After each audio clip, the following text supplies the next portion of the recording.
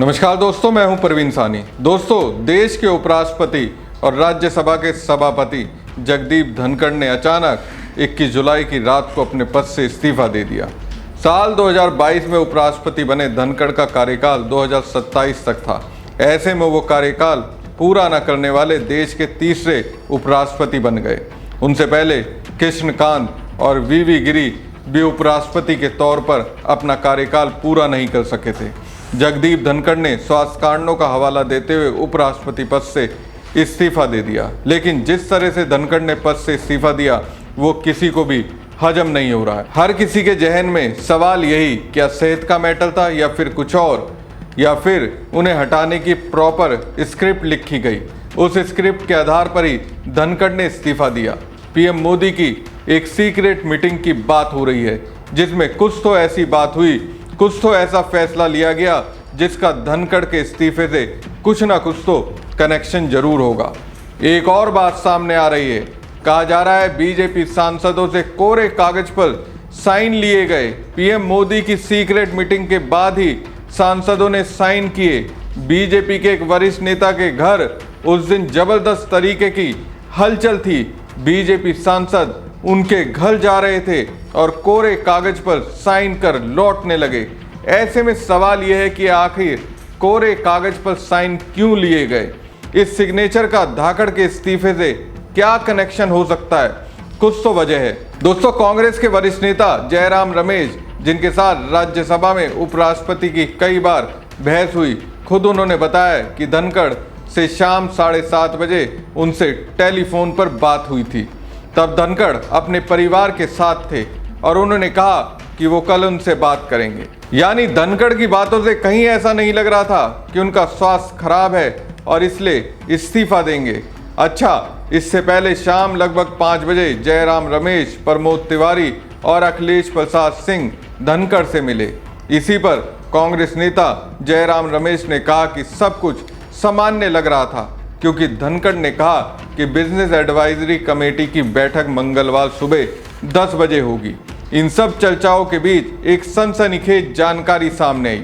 ऐसा दावा किया जा रहा है कि मानसून सत्र के पहले दिन विपक्ष के हंगामे के बाद प्रधानमंत्री नरेंद्र मोदी की अध्यक्षता में हुई उच्च स्तरीय बैठक हुई।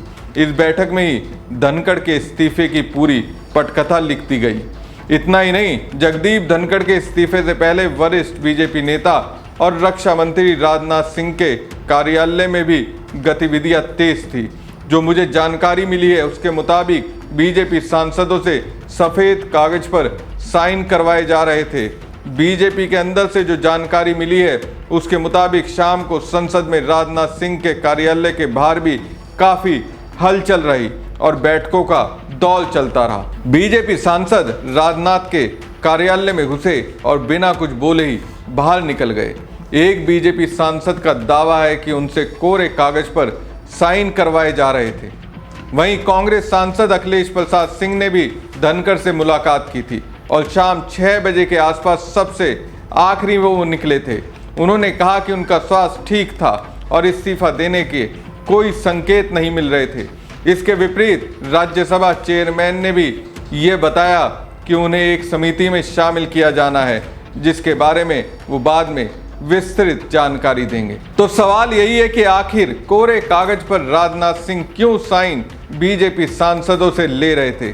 चलिए मैं आपको अंदर की बात बताता हूं। दरअसल ऊपर से सामान्य दिख रही राजनीतिक गतिविधियों के ठीक पीछे एक राजनीतिक तूफान आकार ले रहा था।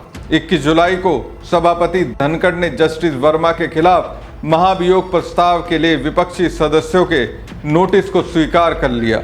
ये करीब उसी समय हुआ जब खबर आई कि निचले सदन में सत्ता पक्ष और विपक्ष के 100 से ज्यादा सांसदों ने जस्टिस वर्मा के खिलाफ महाभियोग प्रस्ताव के नोटिस पर साइन कर दिए। वहीं राज्यसभा के विपक्षी सांसद इस बात को लेकर उत्साहित थे और उन्हें विश्वास था कि महाभियोग प्रस्ताव सबसे पहले राज्यसभा में लाया जाएगा क्योंकि राज्यसभा के सभापति भारत के उपराष्ट्रपति भी होते हैं और प्रोटोकॉल के अनुसार सरकार में स्पीकर से पद में बड़े होते हैं। राज्यसभा के पिछले कुछ सत्र धनखड़ के लिए एक कठिन परीक्षा थी क्योंकि उन्होंने सहयोग किया और दोनों पक्षों की नाराजगी झेली। विपक्षी सदस्यों ने धनखड़ पर पक्षपात करने का आरोप लगाया। उन्होंने चेयरमैन के खिलाफ अविश्वास प्रस्ताव पेश किया। इस मामले में उपसभापति ने फैसला सुनाया और उनके खिलाफ अविश्वास प्रस्ताव खारिज कर दिया। अब धनखड़ ने अचानक से इस्तीफा दे दिया। Please you may retire. I will retire at the right time. August 2020। मैंने सदन में बहुत वरिष्ठ सदस्य हैं, अब भी उपस्थित हैं, उनका सम्मान करता हूं। उन्होंने राजनीति मेरे से बहुत ज्यादा देखी है। दुखी मन से मैं मेरी शपथ से दूर नहीं भग रहा हूं, पर मुझे जो आज मैंने देखा है, जिस तरीके का व्यवहार सदस्य ने किया है, शारीरिक रूप से किया है, जिस तरीके का व्यवहार इधर से भी हुआ है, मैं कुछ समय के लिए यहां बैठने में अपने आप को सक्षम नहीं पा रहा हूं। मैं दुखी मन से नमस्कार।